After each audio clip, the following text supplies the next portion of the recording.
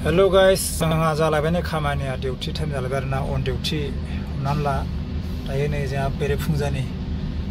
टाइमा बेसेबां जाखो टाइमा 9:50 निफ्राय सुरु आरोना मर्निंनि 9:50 निफ्राय सुरु जाबाय दायो जोंहा फुरा गारिया नै लाइनाव दङ गंसे नाजाबाय थादों आरोना ओमफ्रायथ' नै जोंहा मेसिनफ्रा माबायदि हरै जोंहा गारिया लाइन जाना दं आरोना नै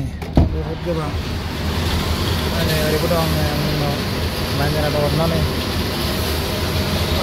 बेफोरबो दङ आं माने 3 नम्बराव दं आरोना मेसिना बिराद गिदिरखा आरोना मेन रड बानायग्रा इयो मेन रड सावग्रा आरोना जेनेबा आलकाट्राखौ सावनानै जों मेन रड बानाय होयो आरोना बेयाव बेनिफ्राय लानानै थांनानै मेन रडआव हैसिगोन बे आरोना दे आरोना मेसिना माबायदि नै मेन रड सावो आरोना बेयाव नै होजेनबाय दा नै आलकाट्रा गबाय नै आलकाट्रा ओमफ्राय अन्थाइ फिसा फिसा लगायबाय आरोना इयाव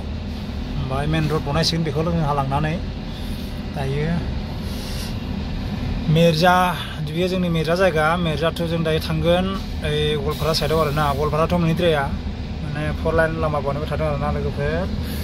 ओमफ्राय नै जोंहा बेयाव गलायनानै ओरै गोजौ लांनानै ओमफ्राय नै जों गफैयो आरोना माने बे गारियाव लडिं जागोन दायो ओमफ्राय दा जोंहा नै टेंकिफ्रा एसेबां गिदिर गिदिर बेयाव आलकाट्रा दं ओमफ्राय ओरै बहुद थाव दं आरोना मोनथाम फेसिलिटिनि थाव दं मोनसे मोननै मोनथाम आरोना ओमफ्रायथ' जोंहा फुरा गारिया लाइन जाना दं उनाव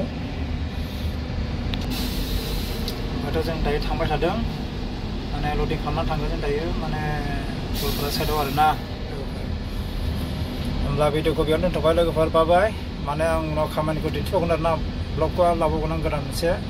दायो माने ओरैनो जास्ट टेम्परारि आरोना माने खामानि स्टार्टखौ नोंथांमोननो खोन्थाबाय नायलांदो भिडिअखौ मोजां मोनोबा सापर्ट खालामदो साबस्क्राइब खालामदो लोगोफोर बाय लोगोफोर